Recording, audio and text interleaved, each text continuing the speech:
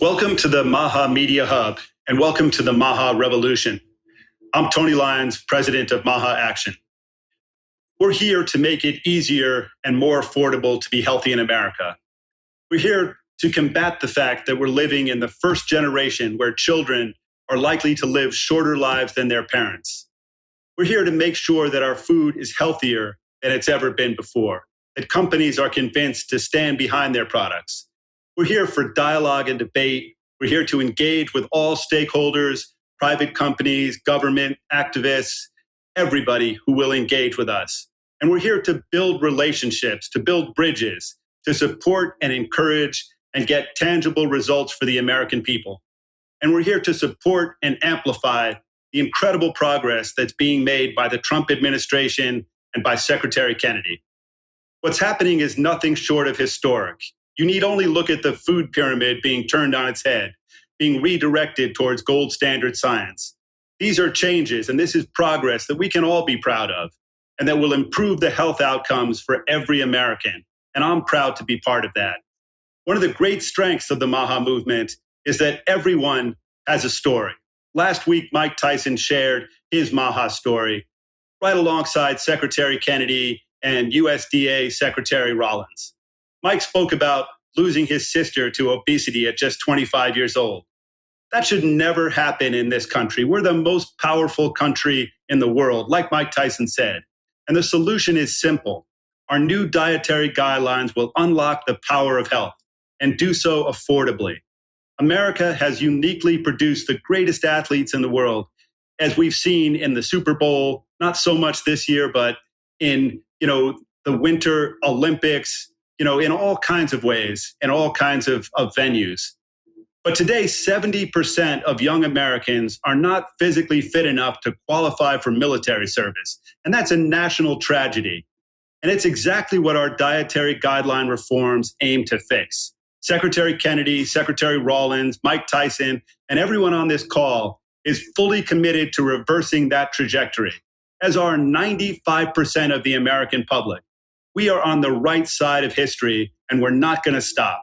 At the same time, we're fighting provisions in all kinds of different acts and in all kinds of different venues and states. And the one we're looking at just today is the federal farm bill that would weaken pesticide oversight. MAHA is against any kind of a pesticide liability shield or any kind of liability shields for any products because they tend to lock in the status quo, to stifle innovation, and to incentivize bad behavior. So corporations must stand behind their products, work to improve them. And lawsuits are valuable information that incentivize them to dedicate more resources to changing and to improving their products. As many of you know, this is the first election cycle in our historic 2024 victory, the victory that brought Secretary Kennedy and President Trump into the heart of policymaking in Washington.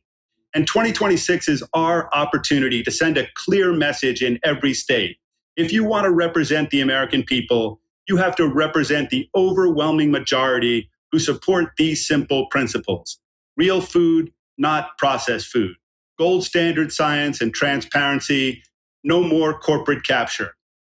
Healthy food can be affordable and accessible, and a future for our children free from the cycle of chronic disease and over-medicalization.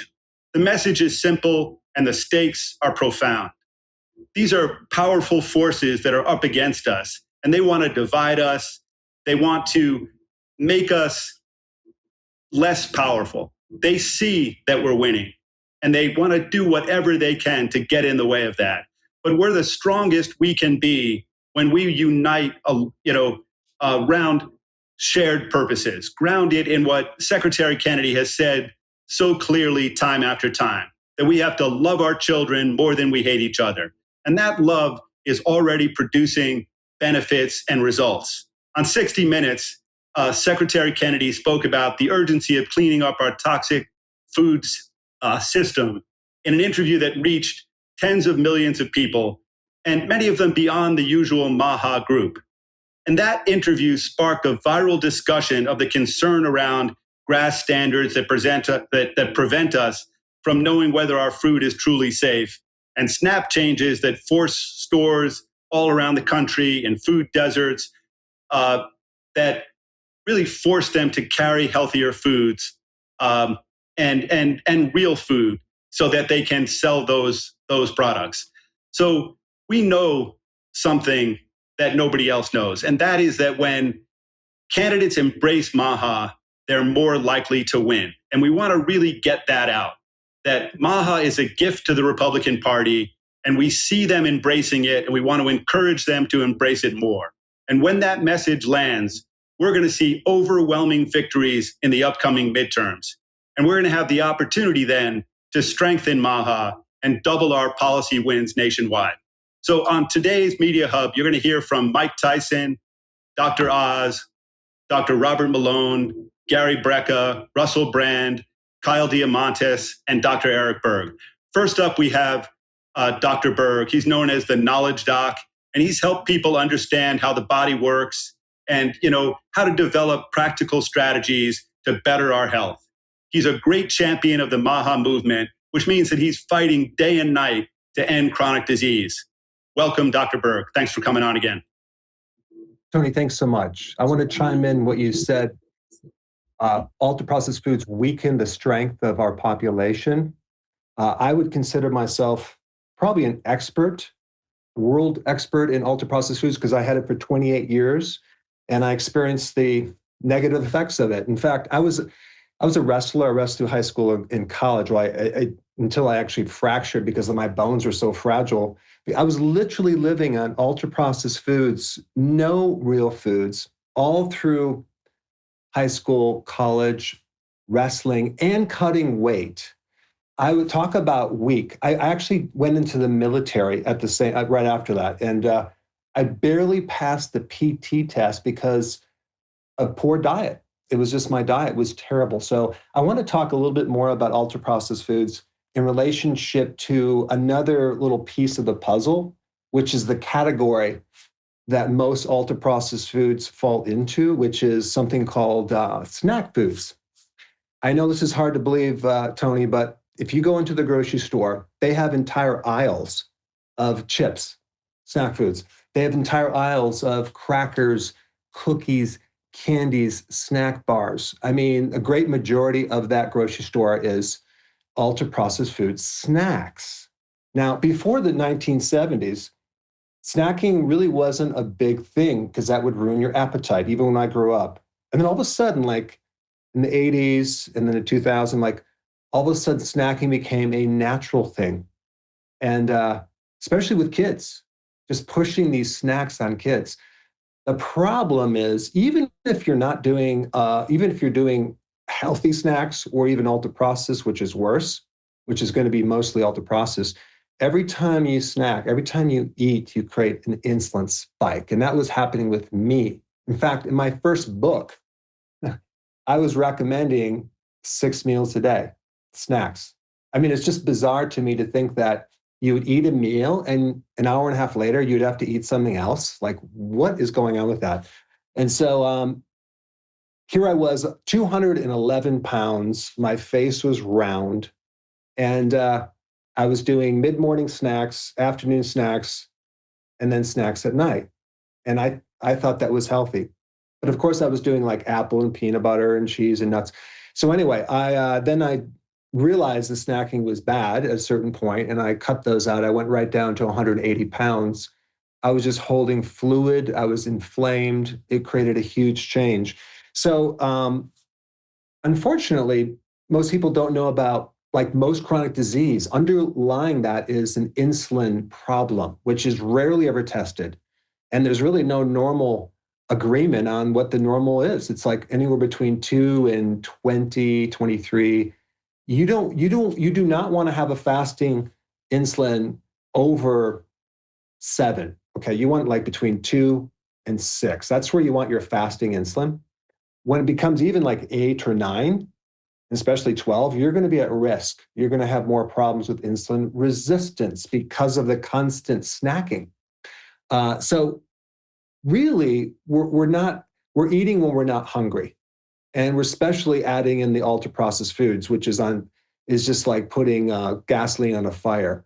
And especially these kids. I mean, I was I was at a wrestling match on Sunday, and I'm looking to my right, and there's this kid. He's probably 10 years old, probably weighs 250 pounds, and he has a huge popcorn thing, a jumbo size Coca-Cola candy bar. I'm like, I didn't say anything to him, but I was like, wow, I was there. And it's become normalized, unfortunately.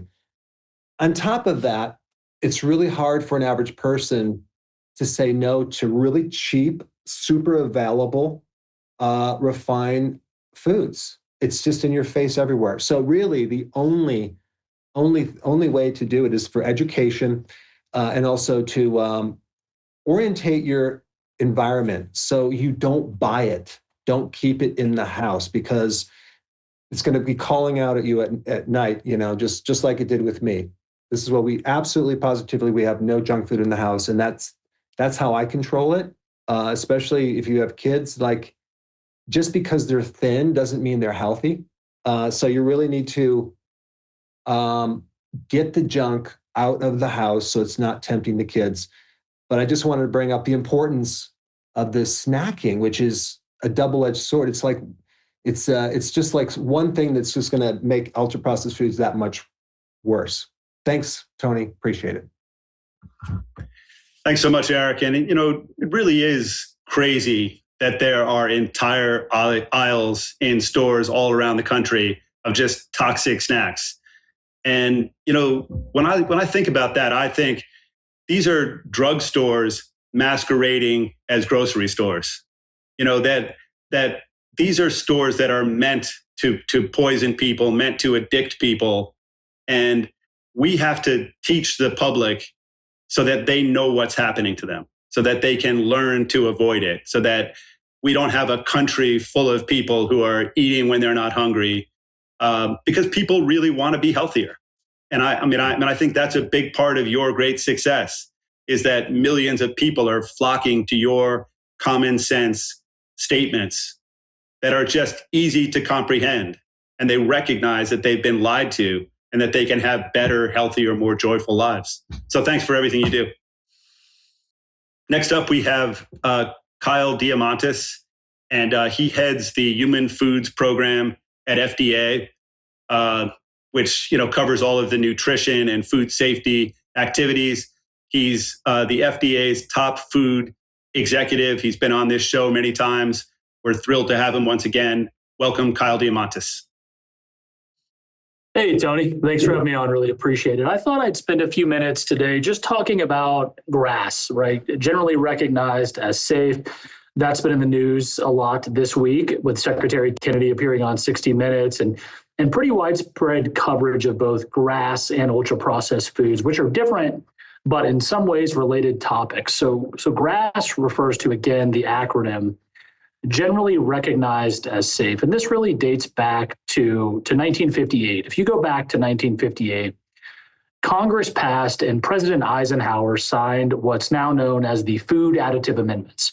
At that time, not dissimilar to now, there was public concern over increasing chemical use in food processing. This was the post-World War II era, where families were moving into suburbs, family sizes were growing, and the government largely called on the food industry to do things like increase shelf life and stability, and to make products that parents could stock the pantry with and have in the pantry all week while the kids go to school. So, as a result of this industrialization, early industrialization of the food supply, in 1958, Congress passed and empowered FDA to require companies to demonstrate the safety of food additives by submitting to FDA what's called a formal food additive petition. This is a formal petition that a company must submit to FDA, and FDA must review and approve that. The Congress essentially said, if you want to introduce a new ingredient in the food supply, you have to petition FDA and get approval. This is all great, right? The problem is that in that same 1958 law, Congress created an exemption from that formal FDA approval process for what Congress considered to be ingredients that were generally recognized as safe, or GRAS, based on either a long history of use or expert consensus. And at the time, this was contemplated to be to common food ingredients like flour, vinegar, salt. In 1958, even with a push towards suburbia and industrialization, we did not have the modern food supply that is as complex, anywhere near as complex as it is today. And so, that was a reasonable interpretation at the time. Congress said, anything new, you have to petition FDA. But if you're generally recognized as safe, you don't have to go through that process. We're gonna allow a GRAS process to develop. That reasonable exemption at the time, well intended by Congress, has been stretched into what is now generally and colloquially referred to as a GRAS loophole, and has allowed for a regulatory framework to develop that has become the predominant pathway in America. Far more ingredients now utilize the GRAS pathway compared to the food additive petition process. Again, the GRAS pathway intended just to be an exemption for really substances that have a long and safe history of use in this country. And within that GRAS pathway, the regulatory framework is even further developed that has allowed companies to self-GRAS ingredients, meaning they can make their own conclusions and determinations of safety and bring an ingredient to the market without FDA oversight or even knowledge. So because of this, FDA sitting here today does not have a comprehensive list of ingredients found in the US food supply. This has been something that has been talked about for years. It's something that has become more mainstream under Secretary Kennedy's leadership and the leadership of President Trump and this administration. And it's something that Secretary Kennedy, this FDA and this administration are absolutely committed to taking steps to address and to closing the GRAS loophole. It's a major priority for this department. And I just want to share in the last few seconds here for context, the GRAS framework is pre-market, right? So we're talking about ingredients and additives getting onto the market via either the GRAS pathway or the food additive pathway in general. This FDA, under Secretary Kennedy's leadership, has also created a robust post-market process to take a look at these additives of concern that are already on the market, right? Regardless of whether that ingredient entered the market through the GRAS process or the food additive petition route, if it's on the market and it's an ingredient that we now have new data on, we are taking robust action to reassess those chemicals in the post-market framework. Both of those frameworks are important. It's a belt and suspenders approach.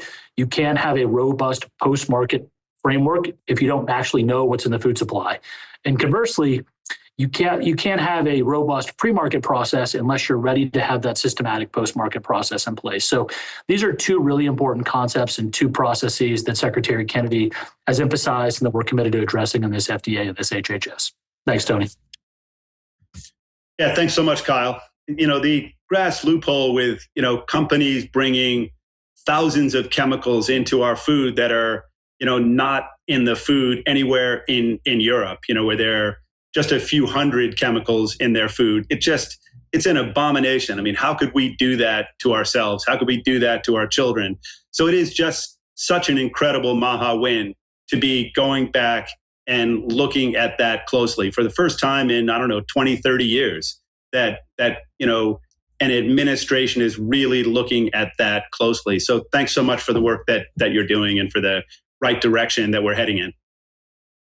Next up, we have Dr. Mehmet Oz. He, as you all know, is the head of Medicare and Medicaid, which involves something like 160 million people in this country. And he's been working incredibly hard to shift the focus from treatment to prevention, from drugs to nutrition, and for making it easier and more affordable to be healthy in this country. Thanks so much for coming on again, Dr. Oz. Tony, thanks for having me. Just to riff off of what Kyle just said, there's so many different ways we can make it easier to be healthy in America. But without question, one of the biggest challenges we face is the messaging around what we've accomplished. The remarkable reality of the last year is that we've been going so fast, achieving so much, that it's often difficult for people to get their arms around how much has been accomplished. There's some good things about that, by the way. The president does like to move quickly because, folks try to stop us, are too often chasing after yesterday's prize. And today we're on to something newer and arguably more important. But I wanted to highlight some realities that are going to come to fruition pretty quickly. And I do think some of them have already done a lot of the heavy lifting on. The big challenge that a lot of Americans articulate when we ask them how we can help is affordability. It's just become really difficult for Americans to be able to afford basic food supplies. Housing has become a big problem. And certainly healthcare is top of the list when it comes to affordability, because unlike food or housing, which are problematic if you can't afford them, there's usually stopgap measures that can get you through the day. Whereas in healthcare, if you're skipping your medications because you can't afford your insulin and I remember doing shows where we would tell people who were buying insulin on the black market, then they would only take a little bit of the insulin in a vial. That way they could prevent themselves from developing the life-threatening complication of diabetes. It's called ketoacidosis. But you would still have blood sugars in the 300-400 range. So you're not healthy. You're going to die from diabetes, which is basically pieces of glass shrapnel as glucose molecules scraping into very delicate, thin Teflon lining of your arteries. You don't want that. That's why your blood sugar is supposed to be low enough that your body can recover from whatever small injuries may have happened and not be overly inflamed. But if you're forced to triage your insulin because you can't afford it, that's a problem. So we have affordability issues on pharmaceutical medications. We have affordability issues on buying insurance. You have affordability issues on paying medical bills. All these sort of come to a head in driving a fair amount of bankruptcies, but also it gets people to feel insecure about their lives, understandably, and they feel like they don't own a piece of the rock. Because if you're an American, you ought to have insurance to be able to help you manage some of the crises that might be facing. So we have spent a lot of time in this administration trying to tackle some of these issues. There's one great example that many of you probably heard a bit about, but I want to make sure you're clear on it. It's called Most Favored Nation drug pricing. Until last week, it was mostly theoretical for a lot of people. You knew we were negotiating aggressively with pharmaceutical companies to get better pricing that actually reflects what other people pay in other countries. Because the unfortunate truth in America is if you go to the grocery store, or rather the drugstore, to buy medications, you're paying on average 3 times more for that same drug than as if you were buying it in another country, even Canada. That's why people were bringing drugs from other countries just to be able to get a lower price. We have dealt with that. The president insisted appropriately that we confront drug company leaders and let them know that we're onto the gig. And they sort of acknowledged that this was happening. They could get away with it for a long time. They can't get away with it anymore. So they're fixing the problem. And no longer are they going to be charging us 3 times more for the same product made in the same factory, often here in America. It's going to be the same price, the most favored price of any nation. But last week we changed your ability to get access to it by launching a website called trump.gov. You should all check it out. Millions of Americans have checked it out. Millions of interactions have also occurred, and we've gotten tens of thousands of prescriptions and coupons being downloaded. Again, these are some of the most popular brand products in America. The weight loss medications, the GLP-1 drugs. If you're on many of those, please try them. And I'm not saying these drugs have the salvation to your future. You have to use lifestyle always primarily, but the ability to get access to these or asthma drugs or medications for fertility. These are wonderful opportunities. In fact, fertility drugs may be the most popular in many ways because a lot of young couples are under-babied. 1 in 3 couples can't have the number of babies they want. I also think we've got a great opportunity in making everything more transparent, making it easier for you to understand in plain English what your insurance company is saying to you, about making doctor's appointments, about how much of the money you're paying in a premium actually goes to caring for you versus going to insurance company profits. Hospitals are getting more transparent. Again, this doesn't happen easily, but we have all this interoperability work, heavy lifts that have already occurred to ensure that data can be shared back and forth. So I think we're moving in the right direction with cost and affordability. It's going to take a while for the American people to feel it sustainably enough that they believe this is happening. But I'm encouraged by all the economic indicators that we're headed in the right direction, and we're going to do our share by making it easier to be healthy in America. Tony, back to you. Thanks so much. It's such a great point that access and affordability are, really the main things to drugs, to food, to insurance, and that having a government that really fights for the American people and is willing to stand up to these big companies, while letting them do what they do, make the money that they need to make, but also protect the American public and make sure that the public has the information that it needs, the access that it needs to make good decisions and to get the products, the food, the healthcare that they really need. So thanks so much for everything you're doing. Hey, Tony, can I introduce Russel if he's next? Yeah, definitely. Good to see you, you magnificent man. How lovely. So I was walking out to a beach access point that Russel knew of. And I come to the end of this is at dawn, by the way. And I look out in this beautiful, tranquil environment, the waves gently lapping on the sand, tickling Russel's toes because he's sitting in a meditative state on the beach, contemplating life, encouraging the sun to gently come upwards as he lifted his eyes towards sky. And I realized I was witnessing heaven embodied in my friend Russell Brand. So I hope he brings a little bit of that spark of energy to this conversation. Russell, take it away. What a beautiful introduction from a beautiful man. On that very same beach, that very same day, I knew I was in the company of a prince. When I heard about Dr. Oz's background, not only in cardiology, but medicine more broadly, it becomes clear that you're dealing with an anointed one. God does not give a man hair like that unless he intends to use him judiciously and effectively. And thanks to this administration, Dr. Oz's abilities are now being correctly and properly deployed. I feel safe with our money and our health in your hands, sir. Thank you for that beautiful, shore-side recollection. I want you to make sure you mention Mike Tyson's hair when you introduce him as well. Equal footing. Absolutely. I will mention, well, if I'm introducing Mike, let me shape up and take some creatine and maybe even some steroids. But I've had a few skirmishes with Mike Tyson before, and they went precisely how you might imagine they would go. I would love to talk to you all today while I have your ear and attention, not only about the presence of the great Gavin de Becker, author and star of the movement, here present. Hello. By the way, Tony asked me if I could do the show today, and I couldn't do the show today because I was going to be with Russell. So now I'm sitting with Russell, and I've obviously been lured into the show, hooked like this, and dragged against my will. I have nothing constructive to say. I oppose the entire MAHA movement. Pardon me. I don't oppose the entire MAHA movement. I support the entire MAHA movement. There we go. That's how ill-prepared I was. Back to Russell. I'd like to clarify that Gavin de Becker was consensually appearing just then. It seems important, valid, and worthwhile for me to always clarify that consent was achieved first whenever I do anything with anyone. And I would never fish hook anybody, even someone with the beautiful teeth that Gavin de Becker clearly possesses. Now, earlier today, I was at a food bank here in the Florida Panhandle. One mightn't imagine that Florida, particularly this region, had been infected with poverty in the manner that it must have done for there to be a deficit that needs to be picked up by food banks and by that kind of Christian charity work. And isn't it interesting how frequently it falls to Christians to undertake these endeavors? Not that I'm saying that compassion and kindness and charity are exclusively Christian values, but they very definitively are. When I walked around the food bank, I looked at the food that they have in store, some of which is provided, in fact, by the government, and was struck again by the extraordinary fact that some of it is imported from China.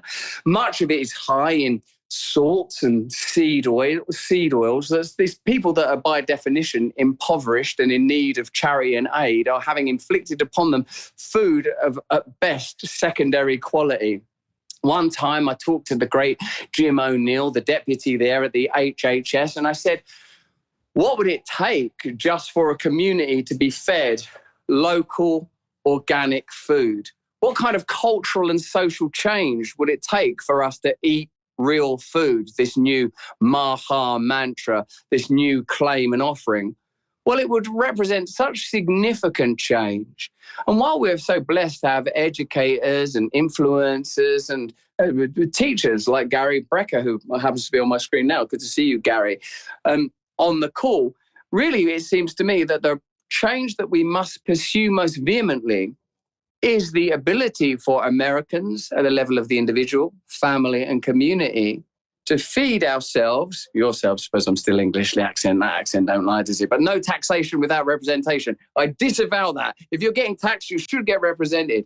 And isn't it extraordinary the degree of change that it would take for all of our institutions, financial and state, for people to eat food that was reared and grown as near as possible to where they're eating it, for people to eat food that had been grown and reared as near as possible to where they're eating it, to create interconnected communities where people don't assume that everything has to be imported and endlessly transported, where we eat seasonally, where we harmonize with the conditions in which we were created and with which we have been charged stewardship.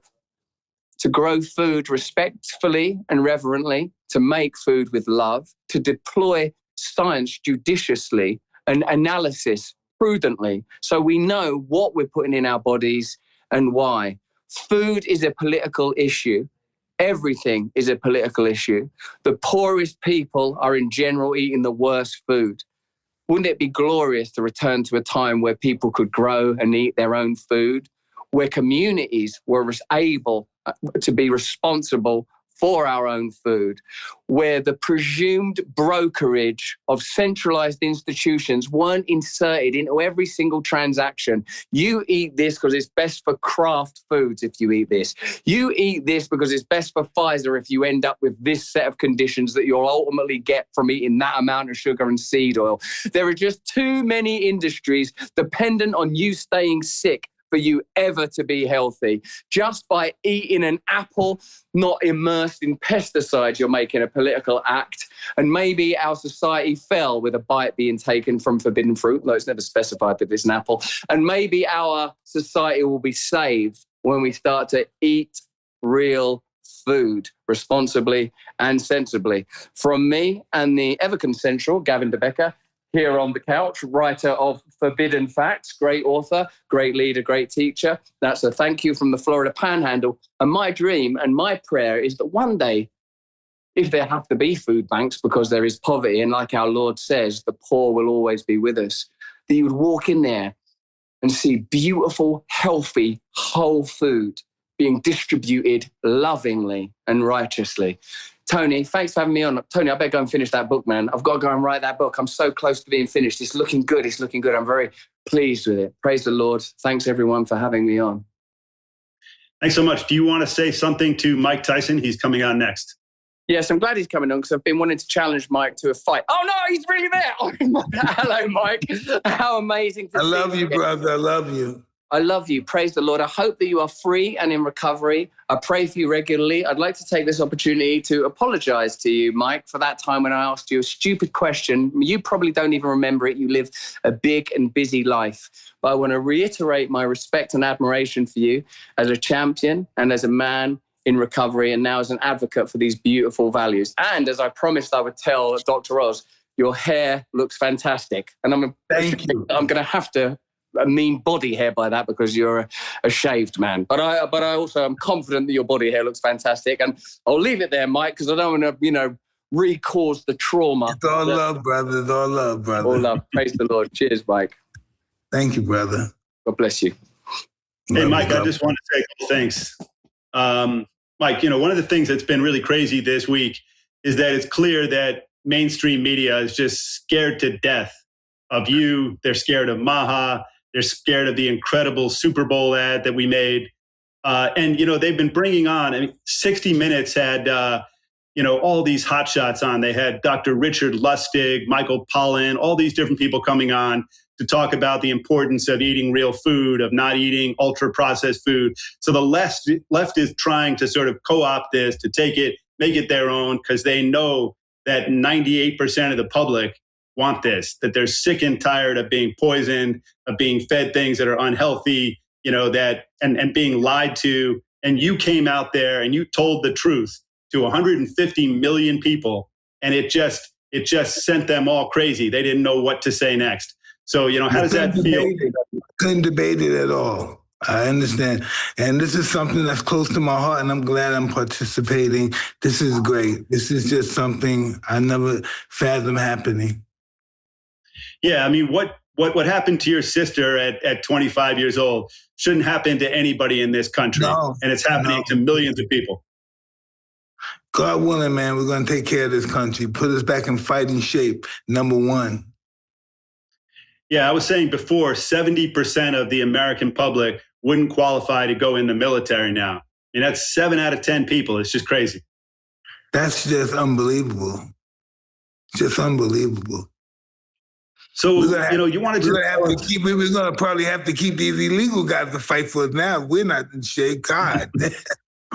Gonna have to get somebody or really start training. Maybe it's, fight like Mike. They're going to do it. I think they're going to do it, man. I believe in this country. I think they're going to do it. Yeah, I mean, it is crazy that in a poll that I just saw, it really is true. 98% of the American public want their kids to eat healthier food at lunch, want, chemicals out of our food, want real food in their lives. So it's going to happen now. It's time for this change. People are ready for it. And you've taken a big punch towards that. Hey, listen, I'm going to give everything I got towards this. This is something that I want to be involved with for the rest of my life. Yeah. Do you want to just tell us just a bit about your health journey? And once again, I mean, you mentioned it last week, but just the idea of how you got involved. Hey, at first I used to, I was gaining my daughter had died and I got very depressed. I started eating, I must have gained 120 pounds. And I did some kind of, what is that? Talk about, did some kind of spiritual journey, and I decided to lose the weight, eat nothing. The only thing I ate was tomato soup and rice. That's all I ate for like 2 months. I lost 120 pounds. 2 months. Wow. So if somebody's listening to this and they feel overwhelmed, too busy, they don't have the resources, they don't know what to do, what advice would you give them? What's the first step they can take to start reclaiming their health? The first thing I do is walk. I start building up my confidence by walking. Then when I get further, like a couple of miles, then I go to a gym somewhere and I work out. Your health is your first wealth, man, because everything's bad till you lose your health and there's no more problems. That's all we have is our health. We have to take care of ourselves. Yeah, Bobby Kennedy. Guy dying of a heart attack. That's incredible. Weighing 400 pounds in this country. Yeah, Bobby Kennedy says that, somebody who's healthy has 1,000 dreams and somebody who's sick has only one dream. They just want to get healthy. They just want to have it over with. So, I'm just really grateful that you took this up, and we want to keep on working with you, keep on doing stuff with you. It just seems like this really got through to everybody in the country. I don't think you could live in this country and not have seen that ad, not have heard of that ad, not know that you've taken up this fight. So that's an incredible thing. It's an incredible step forward. I'm just, God willing, I'm here for the fight, guys, to the end. Thanks so much, Mike. Really appreciate it. God bless you. You too. Next up, we have Dr. Robert Malone, and he is, probably the most important voice for medical freedom and informed consent, but he's just has a lot of great ideas about all kinds of things. And, we love to have him come on and just, teach us just a bit of what he knows. So thanks again for coming on for maybe the 20th time. Great to have you here. Thanks a lot, Tony. So today I want to share in the next 4 to 5 minutes some really cool MAHA science. I'm going to talk to you about the remarkable immunology of pregnancy and breast milk. That's a topic that hasn't been covered very much. And here's a question for you. What if I told you that the human body has been quietly running one of the most sophisticated immune laboratories in all of nature inside every pregnant woman every single day? Scientists have spent decades thinking pregnancy simply suppresses the immune system, a kind of biological stand-down order. But the latest research tells a much more exciting story. Pregnancy doesn't weaken your defenses, it completely reinvents them. And the payoff isn't just to protect the mother. It sets up a brand new human being for a healthy life. As Dr. Patrick Soon-Shiong has observed, over the last 50 years, we've done so many things wrong regarding the immune system, and our attitudes about pregnancy and breastfeeding are another example of this basic observation. When I was born, mothers were encouraged to start using synthetic formula as soon as possible. Yet we know now this was yet more propaganda designed to sell a fake, highly processed food, artificial breast milk. Think of your immune system like a well-trained army. Normally, it's on full alert, seeking out and destroying anything foreign, but a growing baby is technically genetically foreign. Half of its DNA comes from someone else entirely. So how does the body not attack it? It doesn't press pause on the army. Instead, it retrains it. Hormones like progesterone and estrogen send signals body-wide, not just to the womb, but to immune cells throughout the entire bloodstream. The immune system shifts from its usual aggressive attack-first mode into something more nuanced, a mode that can tolerate the baby while still hunting down real threats like bacteria and viruses. Neutrophils, white cells, your frontline immune soldiers, actually increase in number during pregnancy, but they become much more selective about when they fire. Inflammation is carefully managed. The whole system is recalibrated, not reduced. There's science behind this now, and it's really starting to increase. A 2025 study from Mount Sinai put it bluntly. The immune changes of pregnancy are dramatic, body-wide, and beautifully purposeful. This isn't a system under stress. This is a system performing an extraordinary act of biological engineering. Now, this recalibration does have some implications worth knowing about. When a pregnant woman gets vaccinated, she builds a form of protective immune response, but it differs from what happens when natural immunity develops to an actual infection, a story we've heard before. Researchers have found that the antibodies naturally produced during pregnancy can look a little different. They may be slightly less broad in the range of virus variants they target, but the body compensates by ramping up other defenses like the cells that physically engulf and destroy pathogens, neutrophils and other white cells. It's a trade-off, and it's a smart one. What this tells us is that pregnant women aren't just small adults in terms of how we design vaccine programs and think about immunology. They're a distinct immunological population, and they deserve research that reflects that. The science, quote unquote, is starting to ask better questions, and that's genuinely good news. But here's where the story gets truly remarkable, because after birth, the mother's body doesn't stop protecting her baby. It opens a second channel, and that channel is breast milk. At our farm, we know all about this because newborn horses will die if they don't drink milk from their dam in the first few hours of life. Breast milk is often described as food, but it's so much more than that. It's a living immune system, delivered fresh, multiple times a day, perfectly tailored to the environment of the baby in which it actually lives. The secret weapon is a special type of antibody called secretory IgA, and it does something remarkable. When baby breastfeeds, these antibodies coat the lining of the baby's throat, nose, ears, and gut. They act like a protective film, grabbing onto bacteria and viruses before they can even get inside the body. The pathogens get neutralized right there at the door before any alarm is ever raised. And they're customized. Research has shown that mother's immune system continually samples the pathogens in her immediate environment and produces targeted antibodies that show up in her milk, sometimes within hours. So the next time someone describes a pregnant body as compromised or run down, you can offer a polite correction. What's actually happening is nothing short of extraordinary. A pregnant woman is running the most advanced immunological operation in nature, and when she breastfeeds, she hands that protection directly to her child, warm, personal, and alive. That's not vulnerability. That's a superpower. Thanks for having me on. Thanks so much, Robert. You know, it's obviously such an important point that we need to rebuild our immune systems in this country as a way to become strong once again, you know, to go from having the sickest children on earth to having the healthiest children on earth. And, we all know, and it almost sounds like a cliche, but it is a fact that a country is only as strong as its children.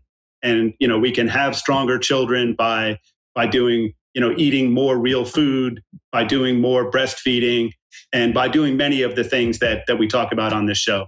So thanks a lot for coming on again. Next up, we have Gary Brecka, who is a visionary. He's been called the ultimate human. He's a renowned human biologist.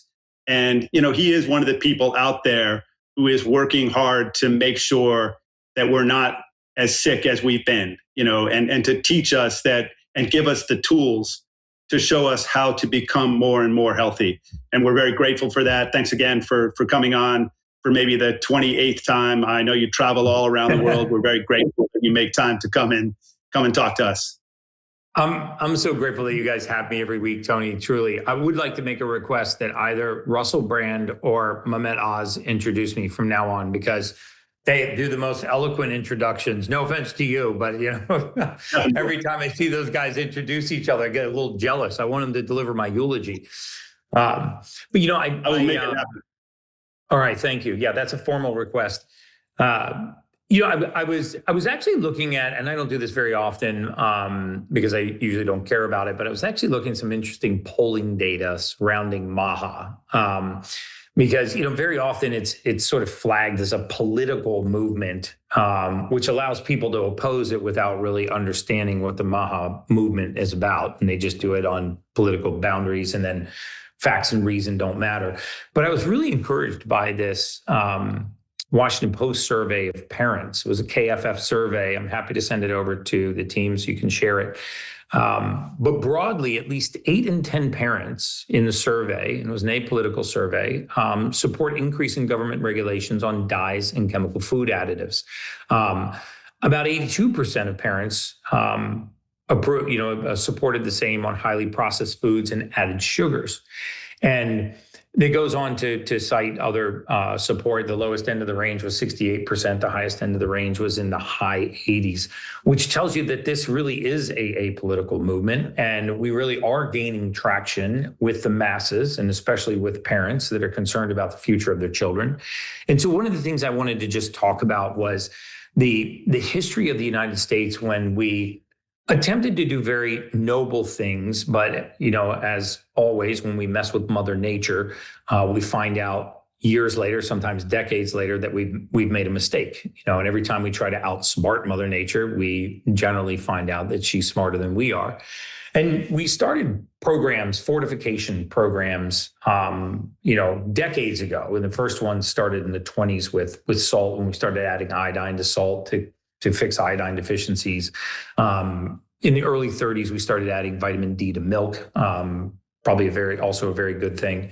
But in the 1940s, we discovered a chemical called folic acid. We synthesized this chemical in a laboratory.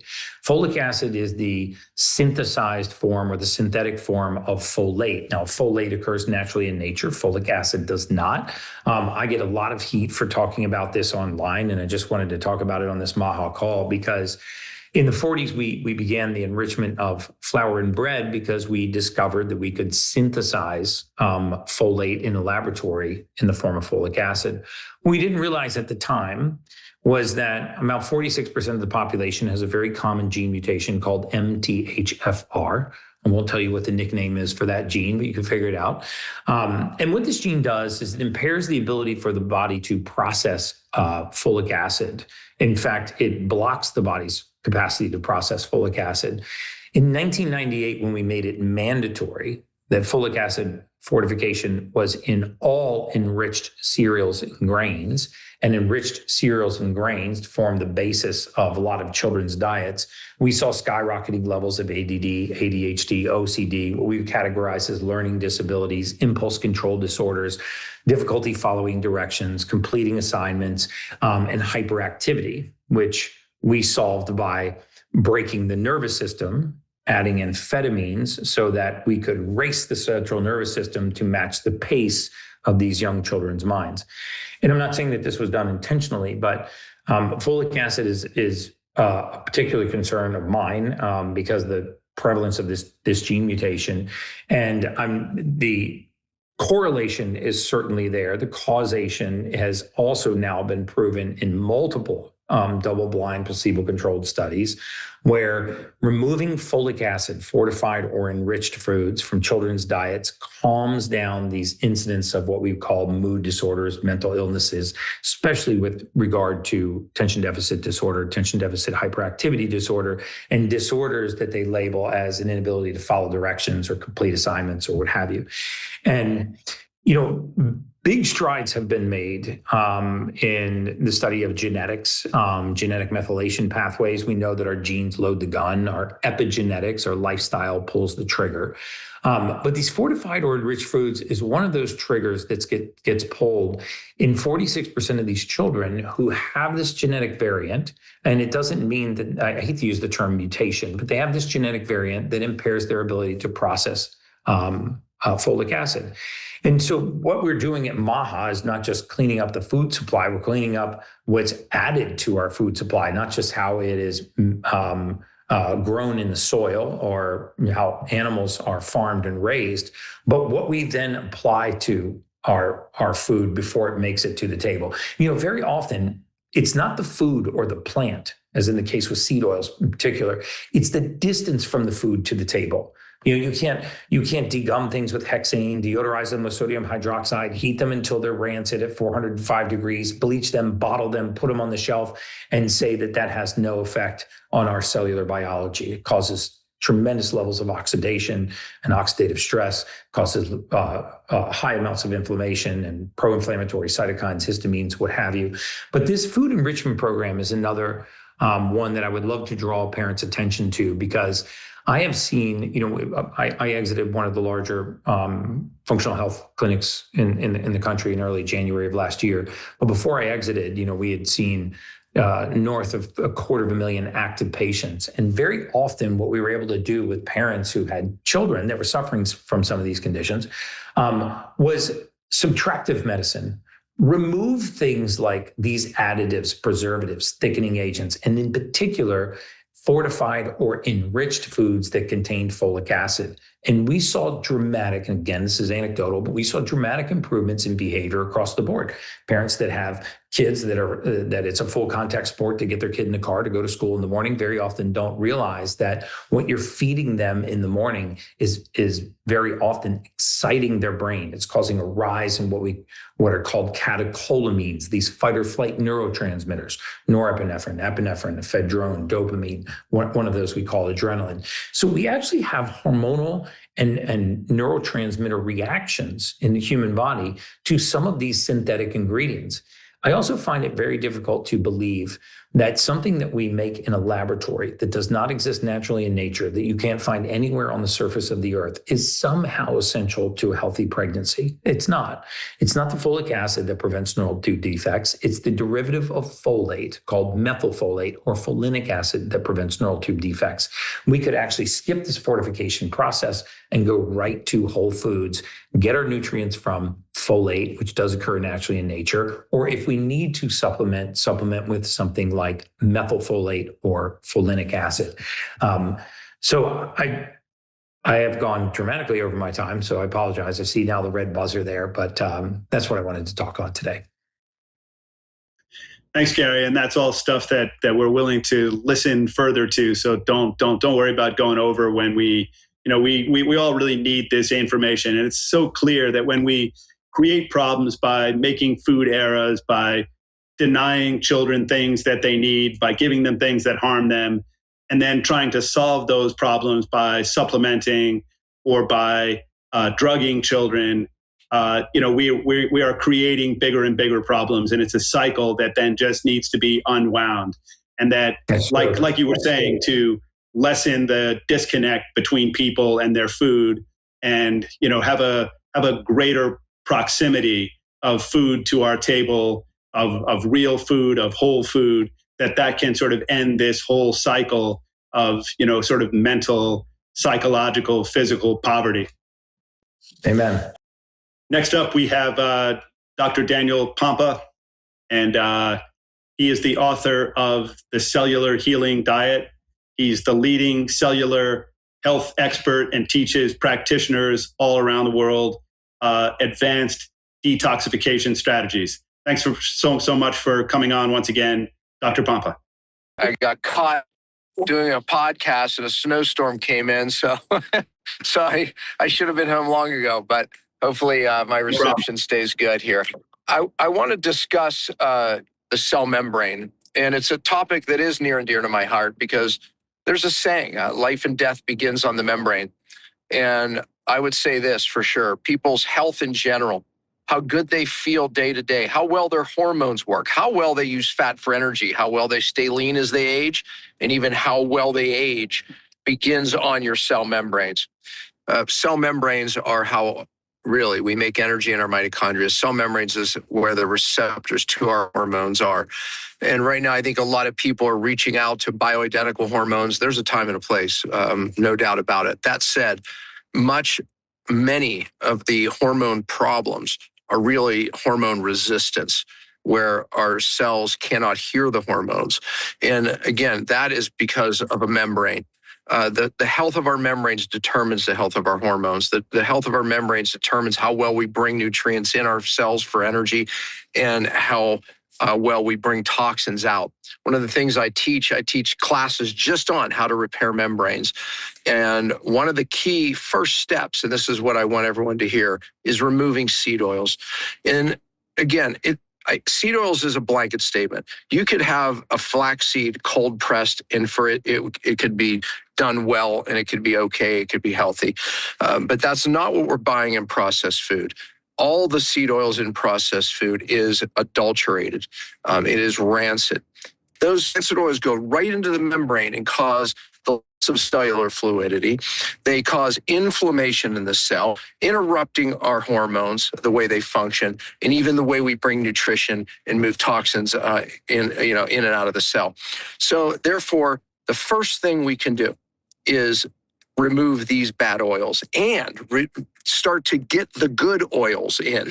And that's key, right? We need omega-6, we need omega-3, but we don't need it to be adulterated. I hate fish oil, and I get a lot of critique about that. But understand that the saturation of an oil makes it stable, meaning we have tallow, lard, butter, etc. Those are saturated fats that are stable, and they take heat very well. We can fry in tallow. That's how stable it is, right? Okay, we understand that. There's saturated mean there's no double bonds. Let's add one double bond. And now we have a mono unsaturated fat like olive oil. Takes heat better, does it? But we know even olive oil, you can go above a heat point and it can go and become adulterated, right? And a lot of olive oil in processed food is adulterated, so don't be fooled by that as well. Okay, so then we can go up the ladder a little more. Seed oils have between 2 and 3 double bonds, right? So it's a little more unstable than olive oil. You all know this, right? But I'm just kind of bringing you through this to understand. Well, guess how many double bonds fish oil has? 5 or 6.